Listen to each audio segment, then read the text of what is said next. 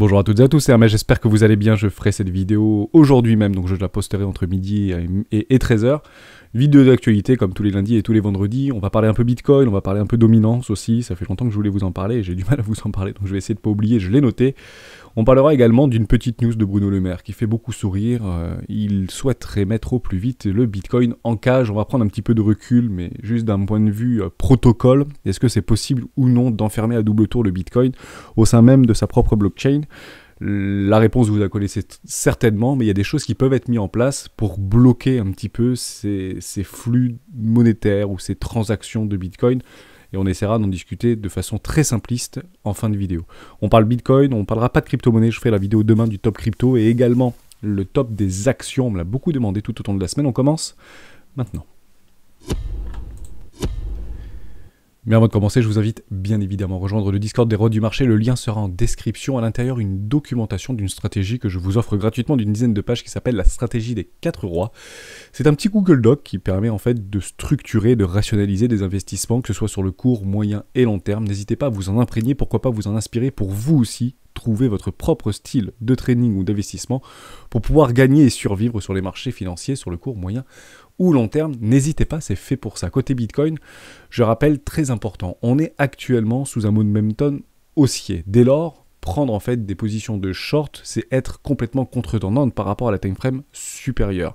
Si vous voulez shorter en H4 ou en 1 heure, malheureusement, actuellement la dynamique de fond, la dynamique en daily est haussière. Donc c'est très difficile de shorter ce marché, même s'il y a des clusters et des petites poches de liquidité complètement logiques qu'on a déjà vu depuis le début de la semaine, aux alentours des 39 000, 40 000 $, on y reviendra juste après. Ce que je vois actuellement sous les yeux, c'est juste un petit pullback complètement logique sur un haut de range. Finalement, on le retrouve, ce range, on est bien en haut de range. Le plus probable, c'est de vendre les hauts de range pour acheter quoi? Les bas de range. Jusqu'ici, rien de plus normal. Et on est tout simplement en train de structurer un petit pullback sur une neckline d'un précédent W daily. Donc c'est complètement sain pour le marché. On vient sortir donc les derniers arrivés, premiers sortis. On punit un petit peu les acheteurs un peu trop agressifs qui arrivent un petit peu trop après la bataille entre guillemets, parce que ces bougies sont quand même assez violentes. Il y a beaucoup d'achats et les volumes sont croissants sur ce type de bougies, c'est de l'achat de spot. Néanmoins, il y a beaucoup en haut de range de personnes qui avaient long ce marché. Donc dès lors, on vient punir entre guillemets les retardataires, et je tends aussi à dire, et vous allez me dire, oui, Hermès, mais il y a aussi beaucoup de personnes qui sont actuellement à levier de vente et en vente à découvert. Et vous avez raison. Le marché aime bien faire une chose, créer des frustrations. Dès lors, je vais passer en 4 heures et j'essaie de schématiser et de vous expliquer ma psychologie. J'ai tendance à dire que le marché aime beaucoup récompenser ou donner raison aux impatients. Donc, il donne raison aux impatients, mais récompense toujours les plus patients. Vous comprenez? Donc les personnes qui ont shorté ici, complètement à contre-tendance de ce W en daily, ils ont raison.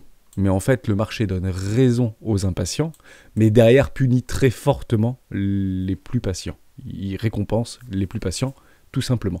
On vient au niveau de nos indicateurs techniques, donc c'est important de le dire. Donc je suis totalement haussier, pour moi c'est juste un petit retracement complètement sain. Je doute dans le contexte actuel qu'on aille faire toujours des plus bas avec un Black Swan, quelque chose que je joue bien évidemment dans les scénarios qu'on avait fait lundi, mais c'est pas quelque chose que je préconise d'un point de vue probabilité. Je pense qu'on a effectivement trouvé les bottoms de marché et qu'on aura du mal à clôturer en dessous des 34 000 $. Je peux complètement me tromper, mais à ce que je vois sous les yeux, c'est complètement normal et complètement sain pour le marché de perdre quelques milliers d'euros par rapport à notre Bitcoin. On est toujours dans un range, haut de range, bas de range, et on structure des magnifiques W daily, voire des W en weekly. Ok, donc on n'y est pas, c'est pour ça qu'on attend nos signaux, et nos signaux, on tend en fait à les trouver en daily. On est sous le coup d'une énorme divergence actuellement sur notre MACD. Ici, vous voyez bien que ça monte fortement, et ici, ça baisse fortement au niveau du prix. Donc, un peu comme si on appuyait fort sur une bouteille de soda, vous savez, plus vous mettez de pression dedans, plus c'est difficile à descendre, et quand vous lâchez tout, ça pump très fort. C'est un peu la même chose, on peut avoir des excès de volatilité très haut sur un short squeeze extrêmement puissant, notamment sur Bitcoin qui a pour le moment de la dominance pour lui, donc c'est une très bonne chose, on y reviendra juste après, mais on est en train de structurer quoi? Des énormes structures en W weekly actuellement. On est repassé au-dessus de notre totalité sur notre RSI, on a des structures sur notre RSI, on n'a pas clôturé un W weekly sur notre RSI, certes, mais c'est très positif ce qu'on voit, l'OBV reste croissant et les news restent pessimistes. ce qui est très important. D'ailleurs, pour parler de ça, je viens sur cette petite news de Bruno Le Maire qui nous dit « Bruno Le Maire veut mettre en cage Bitcoin toute urgence pour contrer la Russie. » Mais en réalité, toutes ces news-là, et qui sont bonnes, entre guillemets, pour, j'ai envie de dire, le marché, ou pour empêcher le public ou la population de rentrer sur ce type d'actifs numériques, pour laisser les banquiers, ou pour laisser la smart money ou les baleines continuer à engranger et accumuler nos bitcoins qu'on leur vend un petit peu dans la peur et dans la capitulation, c'est pas possible de mettre en cage le Bitcoin. Bitcoin, c'est complètement décentralisé. La seule chose qu'ils peuvent faire éventuellement d'un point de vue européen, ça passera donc par le juridique et par le droit, que ce soit en Europe, que ce soit aux États-Unis ou que ce soit dans les pays d'Asie, c'est d'interdire ni plus ni moins la détention de Bitcoin. Donc ça, c'est complètement possible. On pense que c'est pas possible, mais c'est déjà arrivé dans les années 50 en France, où la détention de l'or était illégale. Aux États-Unis, dans les années 60, la détention de l'or était illégale. On avait pour obligation de ramener notre or auprès des banques centrales ou auprès des banques commerciales qui venaient faire la collecte de l'or. C'était interdit de posséder de l'or à ce moment-là. Est-ce que ça veut dire pour autant que des gens n'en avaient pas, ou que des personnes, ou que des banquiers centraux, ou que des banques commerciales, ou que de tout ce que vous voulez, continuaient massivement à acheter de l'or? Bien évidemment.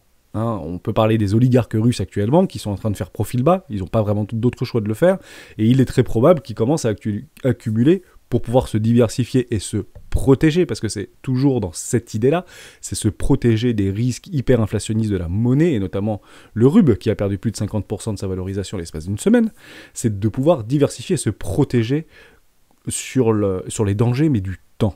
Donc ça, c'est important de bien le comprendre. Je pense que c'est... je comprends même pas comment c'est possible de pouvoir dire ça, de pouvoir mettre en cage le Bitcoin, puisque c'est, d'un point de vue protocole et technologiquement, c'est impossible de le faire. La seule chose qu'ils peuvent faire, c'est, j'aurais préféré lire, Bruno Le Maire veut que tous les détenteurs de Bitcoin en France et en Europe donnent leur Bitcoin à l'État. Voilà, c'est plus ça en fait qu'il faudrait dire, sauf que c'est peut-être moins joli, ou ça fait moins cliquer. Et en pleine période de campagne présidentielle, c'est très difficile de dire des choses pareilles, puisque ça mettrait une partie de la population, et toujours sur ces idées même de liberté, de droit, de droit de l'homme et de droit de possession, etc., et de faire ce qu'on veut plus ou moins de notre argent, bah ça mettrait éventuellement à mal une partie de la campagne présidentielle d'un point de vue économique sur les maximalistes des cryptoactifs.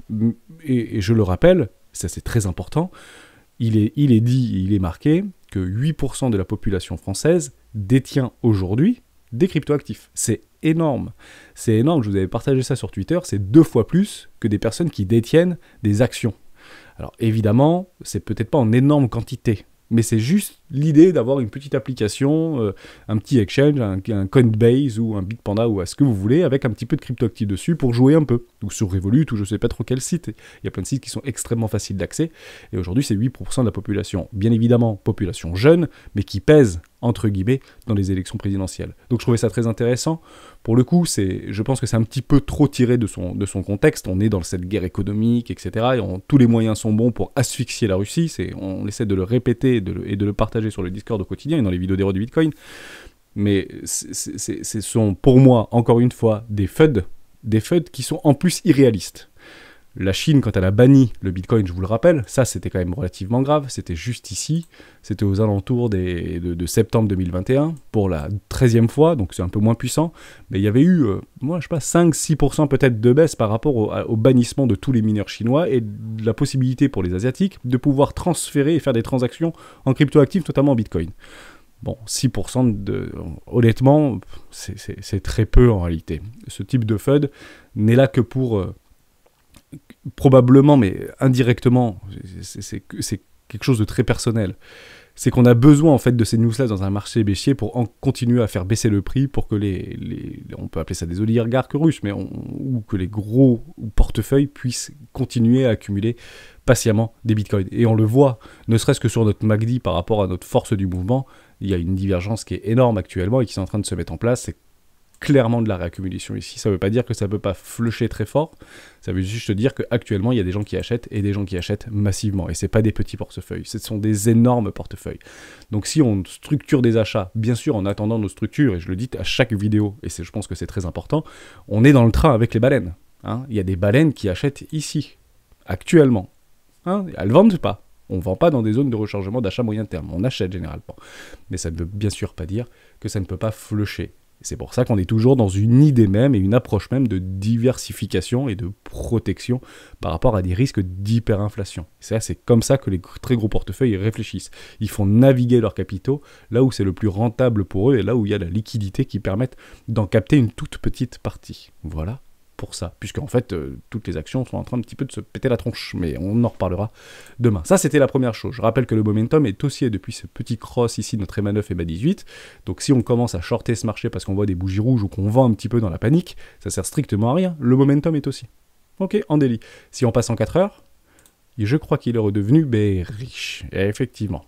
Mais est-ce qu'on peut shorter ce marché en 4 heures si jamais en daily c'est haussier et en weekly ça reste haussier? Bah non, on peut pas en fait. Donc il faudrait éventuellement passer en 1 heure. Bah passons en 1 heure.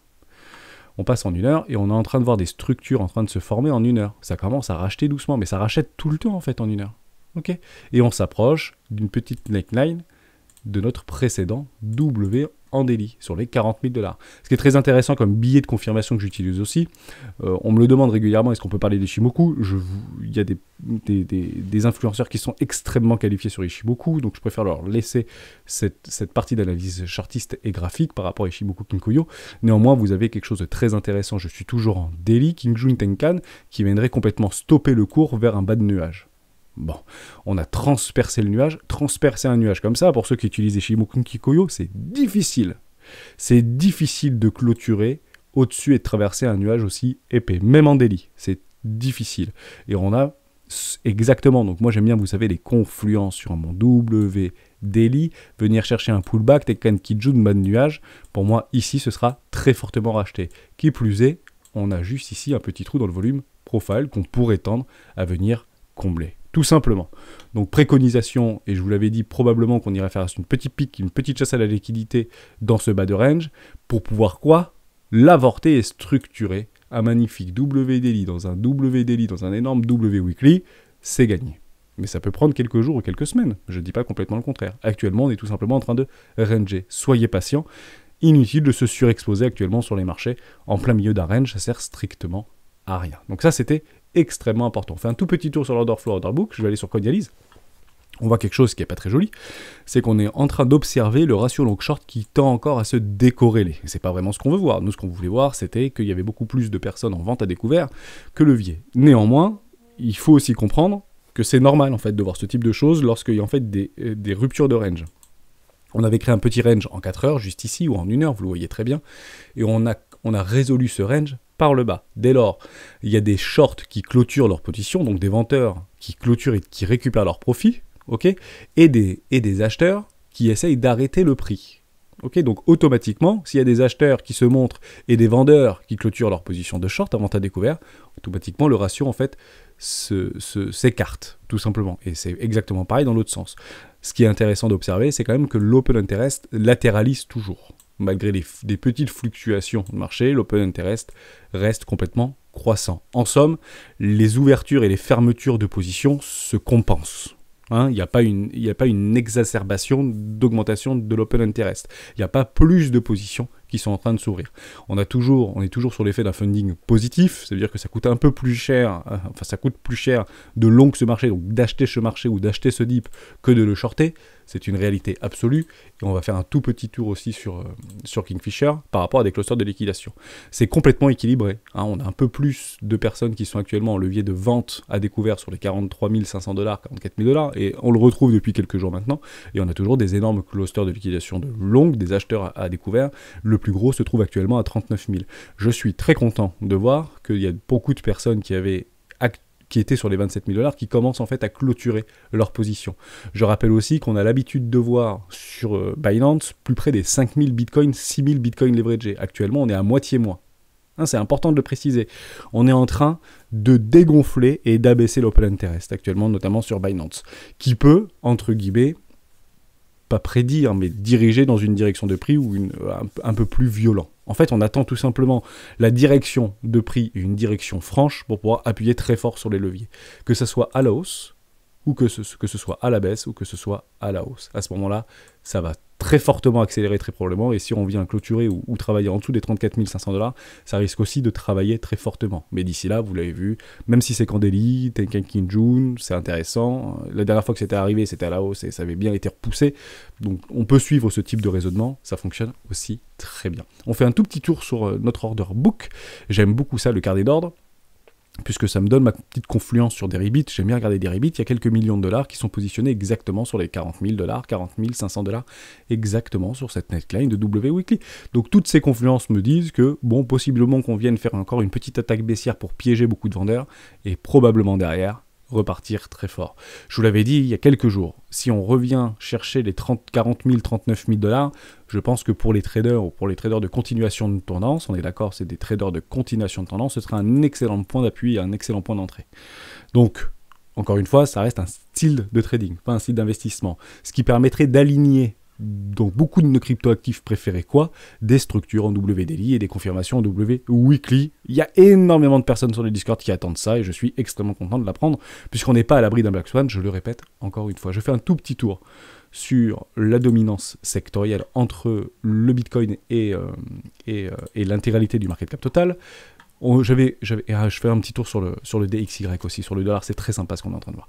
Bon, il y avait un canal ascendant, vous vous rappelez, on l'avait noté il y a très longtemps, on avait structuré des W daily dans des W daily au-dessus d'un premier arrêt, hein, c'est de la dominance, donc, mais ça fonctionne aussi extrêmement bien. On est en train de pousser la divergence baissière. En somme, on est un petit peu à bout de souffle sur la dominance du Bitcoin. Je pense que les capitaux rentrent sur le Bitcoin, et quand il y a des nouveaux capitaux qui rentrent, il est logique sur la cryptosphère, de d'abord le déverser dans le Bitcoin, après de le faire ruisseler dans différents cryptoactifs. Généralement les plus capitalisés, Ethereum, Solana, AAV, EGLD, et vous connaissez, Doge peut-être, hein, pourquoi pas pour le coup. Donc plutôt des grosses capitalisations, BNB et ADA, Cardano. Et d'autres, hein, il y en a, on peut regarder dans le top 30. Mais on commence à voir en fait qu'on a de plus en plus de mal à monter ce marché, même si on essaie de structurer des choses. On approche d'une zone de short, de vente logique, par rapport à un énorme range actuellement sur notre dominance sectorielle. Le plus probable, c'est bien évidemment de résoudre par le bas, puisque si vous passez en weekly, la dominance reste toujours baissière. Ici, c'était notre alt season. Je ne serais pas complètement étonné, pour être tout à fait avec vous, de revoir quelque chose comme ceci. Alt season. Donc reprise haussière du bull run, ça ne veut pas dire que Bitcoin baisse, ça veut dire que Bitcoin est moins performant que les plus grosses capitalisations ou que de plus petites capitalisations au niveau de nos cryptos actifs. C'est ça que je suis en train de dire. En somme, Solana peut prendre 150% alors que Bitcoin ne prendrait que 43% d'augmentation par rapport à son prix confronté au dollar ou à l'euro, bien évidemment. Ça, c'était important. Je fais juste un tout petit tour sur le DXY. On l'avait aussi noté, je vais juste vous enlever ça parce qu'on s'en fiche un peu. Ça m'étonnerait pas, depuis qu'on avait structuré et qu'on avait validé un énorme W weekly, que le plus probable c'est quoi? De faire des petites structures sous le premier arrêt, tant que le premier arrêt tient, c'est de faire un nouveau plus bas, par contre on est sur la force d'un énorme W mensuel, ici pardon, et derrière d'aller chercher une zone de rechargement de vente logique. Eh ben on y approche, cette zone de rechargement de vente logique pile sur les 618. Donc, maintenant, est-ce qu'il faut sortir toutes nos billes, entre guillemets, des actions, des bitcoins, tout ce que vous voulez, ou de notre actif, pour se réfugier dans la monnaie fiat? Mais non, puisque si vous faites ça, et si vous voulez avoir beaucoup de fiat actuellement, c'est un peu dommage, puisqu'on approche d'une zone de rechargement de vente logique sur cet indice. D'accord? Donc les capitaux vont naviguer, bien évidemment plutôt sur le forex, sur le dollar, vers l'euro, vers le yen, vers moins le rouble pour le coup en ce moment, mais vous avez compris un peu l'idée, ou le Nikkei bien évidemment, c'est un peu l'idée de mouvement de capitaux au sein même de la dominance par rapport à un indice du forex, ou le forex entre guillemets, sur les valeurs monétaires. Derrière vous arrivez sur le dollar dans une zone de rechargement de vente logique. Quand le dollar est fort, généralement, les valeurs à risque sont plus ou moins faibles. Et c'est exactement ce qu'on observe sur le S&P 500. Il a un peu de mal, notre S&P 500. On fait des bougies bleues, on essaie de racheter avec difficulté, avec force dans un sens, parce que pour racheter ce type de choses, c'est très très difficile. On tente de structurer des W daily qui n'est toujours pas confirmé pour moi. J'avais une demande dans ce sens-là, donc pas de W daily sur le S&P 500 actuellement, ni sur le Nasdaq non plus, d'ailleurs. Ça n'a pas du tout été confirmé, ça a complètement été ravalé. Attendez des structures. Actuellement, c'est complètement baissier. S&P, Nasdaq, CAC 40, c'est complètement baissier. Mais néanmoins, Bitcoin tend à dire qu'il a une forme de résilience par rapport à ce marché. Est-ce que c'est peut-être l'Eldorado qu'on attendait tous et ce bouleversement de valeur refuge et d'une vraie utilité, notamment en Ukraine, en Russie? Parce que c'est ça aussi ce qu'on observe actuellement lors de ce conflit géopolitique ukrainien-russe, Europe, États-Unis, c'est que le Bitcoin a la possibilité aujourd'hui de montrer sa force et sa valeur, et son utilité. Et on est en train de l'observer. On voit, c'est des millions de dollars de dons qui sont envoyés en Ukraine. Les Russes commencent à utiliser les blockchains. Ça fait quelques temps qu'ils commençaient à préparer ces fermes de minage, qu'il a récupéré pas mal d'ordinateurs des pays asiatiques de son voisin. Bon, il y a plein de choses qui sont en train de se mettre en place, mais il faut vraiment imaginer, et moi j'essaie de l'imaginer comme ça et de le construire comme ça psychologiquement. Pour moi, Bitcoin, c'est un peu la Suisse. C'est un peu une valeur refuge et de transaction neutre. Ça n'appartient à personne et ça peut être possédé par tout le monde. Vous comprenez un peu l'idée ? En somme, faites ce que vous voulez avec votre petite guéguerre, faites ce que vous voulez avec vos euros de banque centrale et vos roubles et vos yens et vos dollars et vous faites ce que vous voulez, mais à un moment donné, il y a quelque chose qui se passera bientôt. Alors, quand je dis bientôt, c'est peut-être dans 10 ans ou dans 20 ans, mais ça peut arriver beaucoup plus vite qu'on ne le pense, si on est poussé à réagir vite et fort, généralement crise sanitaire, ça réagit généralement vite et fort. Une guerre, ça réagit généralement vite et fort. Les bons technologiques ou d'acceptation pendant la Première et la Deuxième Guerre mondiale sont sans commune mesure par rapport aux 20 dernières années. On a du mal à l'oublier, mais les plus grands changements économiques mondiaux qui ont perduré, notamment avec la technologie des ondes, des fréquences, de la radio, de la télévision, etc., du satellite, c'est grâce... J'ai très mal ce que je vais dire, mais c'est sous l'effet de précipitation de la guerre. Hein, il faut aller très vite, très fort, avec énormément de moyens. Donc peut-être qu'aujourd'hui, il y a quelque chose qui est en train, et c'est encore une fois quelque chose de très personnel, qui est en train de se mettre en place dans l'économie même mondiale, d'une valeur, entre guillemets, neutre, un peu comme la Suisse, comme le pays suisse, si vous voulez, même s'ils ne sont pas si neutres que ça finalement. Ils ont pris une forme de position actuellement pour l'Europe contre la Russie par rapport aux sanctions. Mais ils ont gelé même des comptes d'oligarques ensuite, ce qui est assez fou. Alors je ne sais pas si l'information est vraie, c'est intéressant, dites-le moi dans les commentaires, mais c'est très rare que la Suisse en fait sorte de cette neutralité. Je pense qu'on aura besoin, tôt ou tard, d'une monnaie neutre. Et je pense que Bitcoin peut faire usage de cette neutralité parfaite au sein même des États souverains, des États, tout ce que vous voulez, que ce soit bien, pas bien. Vous savez, dans une guerre, ce qui est incroyable, c'est que les deux camps pensent avoir scrupuleusement raison. Les deux camps pensent avoir raison, sinon la guerre n'existerait pas, vous imaginez bien. Donc voilà, je pensais à ça et j'avais vraiment envie de vous en parler en fin de vidéo. Je pense que ça peut être intéressant de prendre un petit peu de recul, et pour le coup, je suis très heureux d'observer que Bitcoin actuellement est extrêmement résilient, extrêmement résilient. Oui, il a perdu un petit peu, il a perdu 55%, et il a peut-être déjà pricé plein de choses en anticipation du S&P 500, etc. Mais c'est plutôt une forme d'excès, pas de capitulation, mais d'excès de nervosité, et on le voit très bien sur le Scalpel Index, on revient très vite dans la peur dès qu'il y a une toute petite bougie rouge. C'est le public qui a peur, c'est pas les baleines qui ont peur actuellement. Les baleines, elles achètent, on le voit très bien sur Glassnode. Si vous prenez les adresses balance de plus de 1000, alors c'est dû à des mouvements. Alors il y a beaucoup de choses qui sont passées sur les réseaux, j'avais essayé de regarder un petit peu, d'autres influenceurs l'avaient abordé.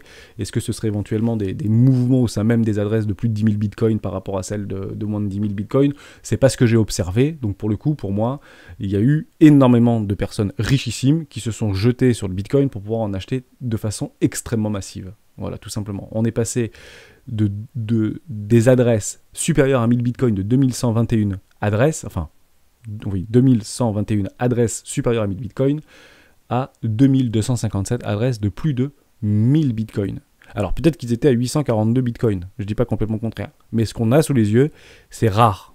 Et c'est rare et suffisamment rare pour être souligné. J'ai fait le tour, toujours dans un range, soyez patients. Petit retracement complètement logique par rapport à notre pullback. On l'abordera dans une prochaine vidéo. Demain, on fait le top crypto et je parlerai des actions. Et un petit format différent qu'on a fait avec Rémi de Lyon pour parler de Swissborg. On en parlera dimanche midi. C'est un petit interview. La vidéo n'est absolument pas sponsorisée. C'est juste pour essayer de vous apporter une approche différente d'un point de vue fondamental avec des experts par rapport à des cryptoactifs. J'espère que ça vous plaira. On se donne rendez-vous dimanche midi pour une vidéo dédiée sur Swissborg. À demain dans une prochaine vidéo des rois du Bitcoin. Ciao.